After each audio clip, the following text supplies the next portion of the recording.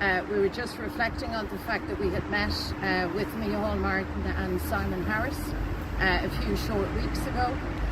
They gave us their word and their commitment that there would be work done, that there would be an accommodation that would be supported by government and opposition. They have gone back on their word. They have unilaterally moved now to force through propositions that make frankly a mockery of any notion of accountability in the Dáil. This is a very disappointing situation. It is, as I say, a very dangerous situation, and it is one that we are absolutely determined as a combined opposition to face down. What can we do though? Sorry. Yeah, I mean, just to say, I think all five of us here as opposition group leaders are just gobsmacked by what government did tonight, forcing through a vote at the Dáil Reform Committee on really hastily and badly drafted proposals that do make a mockery of Dáil standing orders, of the democratic process and of the constitutional framework whereby we have an opposition.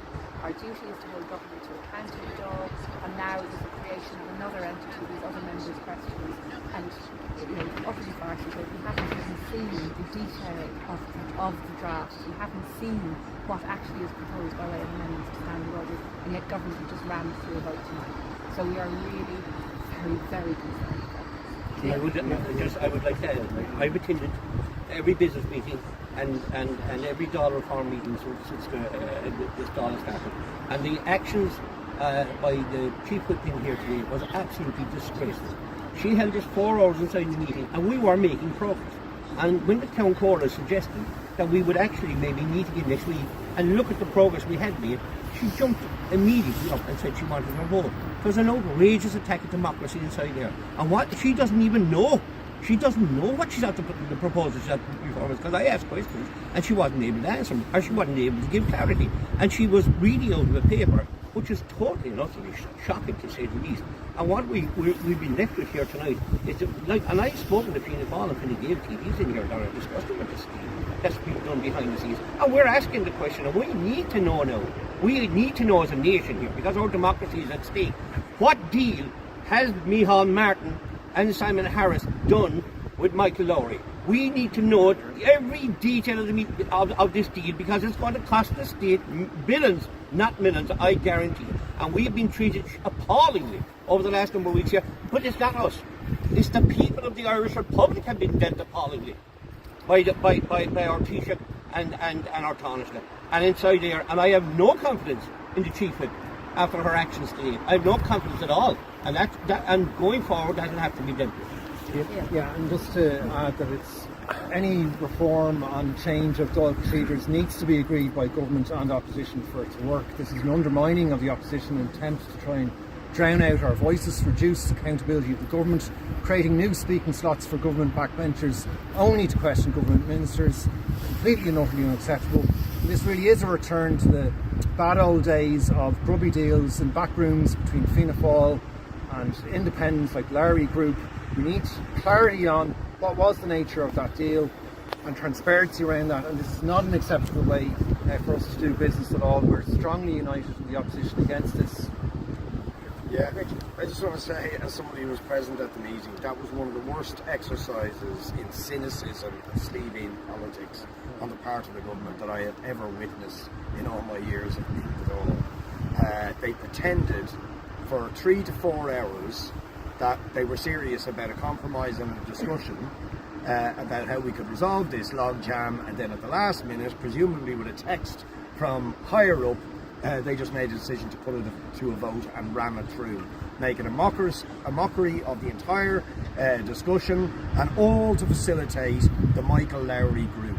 It's absolutely unbelievable. This is all being done by Fianna Fáil and Fine Gael to facilitate the Michael Lowry group, and they are trying to undermine, neutralise and sabotage the opposition, democracy, and really they're insulting the Irish public in what they've done tonight. Micheál, what can we do now though? What's the response in terms So of we felt it important to come out here this evening, all of us collectively, to give our firm response.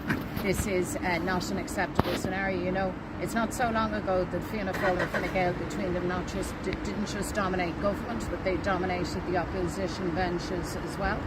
And this is a ruse now to go back to those bad old days. And frankly, as parties of opposition, we are not going to stand idly by and let that happen. This is so outrageous, so audacious. It's almost unthinkable that you would turn the basic functioning of the Dáil, where the government has to be held to account, that you turn that on its head in this brazen way, and all because, as my colleagues have said, clearly there is some deal with Michael Lowry. There is some reason why all of these lengths are gone to accommodate this individual who, bear in mind, leaders of Fianna Fáil and Fine Gael had decried as a deeply problematic and corrupt individual. So our first act is to state our firm, continuing and united opposition. We're going to take stock. All options are on the table. I think we're agreed. So we will meet again tomorrow, and we will plan our more substantive and detailed response.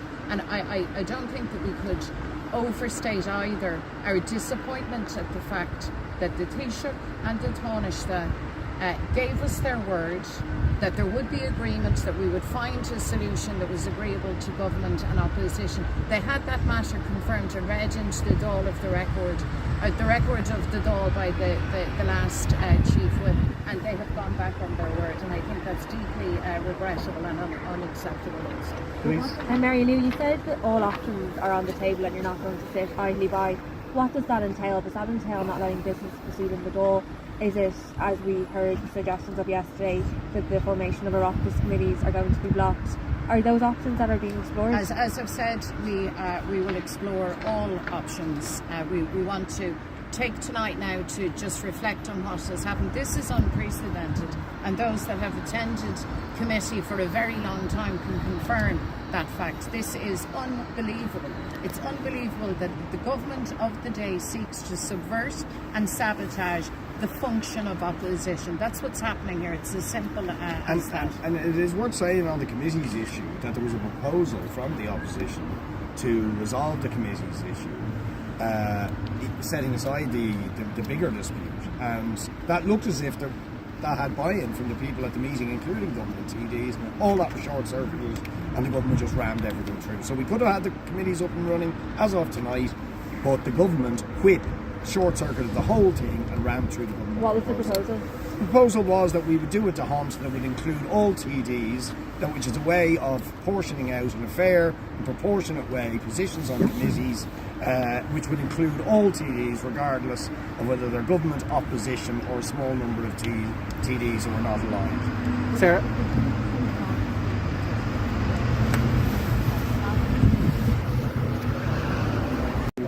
Do you think the public care about this? Are you fearful the longer this goes on that you're going to lose them? No, I think the public care very deeply that the government is held to account on all of the important matters of the day. You know, whether it's housing, whether it's health. You heard some of the serious issues that were raised today around special education, around housing, around paediatric dental care. These are really important issues, and the government has to be held to account. They don't want that. They want to blunt our efforts. I think people expect us to stand up for them, expect us to hold the government to account. I think people would be really disgusted and angry with us if we did not take the firm stance that we are adopting. Paul? Mary Lou, you suggested that there was a text from on high. Are you suggesting that the Taoiseach told Mary Butler to effectively wrap that meeting up and ram through a vote? Well, I didn't mention the text. Oh, sorry. Another colleague did. But, Apologies. Yeah. Sorry. Yeah. Is that your suggestion, that the Taoiseach told Mary Butler wrap this up and ram through a vote? I can only tell you that for 3.5, maybe 4 hours, all of us were under the impression that we were moving towards some sort of agreement. And there was even talk of having different suggested resolutions which would be looked at the next week. So there was a palpable sense of progress being made at the meeting, and then out of the blue, literally at the last minute, the chief whip just turned around and said, I'm putting this, which was the original government proposal, unchanged, and said we're voting on it now. Earlier I could today, take Shannon and Jane and then wrap up. okay. Yeah, Mary Day, thank you very much. If the government has gone nuclear on this and you are proposing an equal and opposite reaction, doesn't that reduce this matter into a zero-sum game? You now have to have either the opposition or the government winning.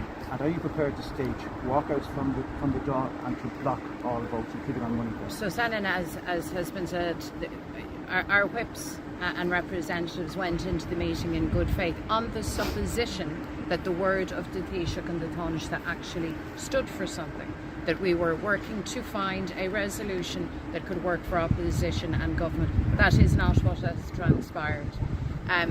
The reality is this: either we have a Dáil that functions on the basis that government has the prerogatives of government and governs, and the opposition holds them to account, challenges them, puts the opposition case, or we don't. And let me just repeat, the approach being taken by government is extremely dangerous because it subverts the very notion of that government accountability. You cannot be in government and opposition at the same time. Government TDs cannot perform the opposition function of holding the government to account. It's actually that simple, it's actually that basic, and it's actually that brazen that government wishes to turn that on its head. That's a very, very dangerous place to be. But you will meet fire with fire. We are firm in our opposition, and as my colleagues have said, we're going to meet, we're going to deliberate and plan our next moves. But this will not go gently into that good night, Senate. You collectively wrote to the Taoiseach Yes. earlier. Have you had any acknowledgement of that? Not as of yet, no. And could I just ask leaders individually, how far are you willing to take this? Are you willing to have a walk out of the door and take? We're going to discuss all of that tomorrow morning, because we genuinely believe the government were interested in a proper discussion, because they made a public commitment to come to an agreement that was acceptable to government and opposition. So we now have to consider, after the grenade that the government have launched into the sea, what we're going to do to respond. But we're going to resist it. We are going to resist this. All options are on the table, and at this point we need to now go and reflect, and we need to sit down and talk to each other again. Thanks, folks. This is war, is it?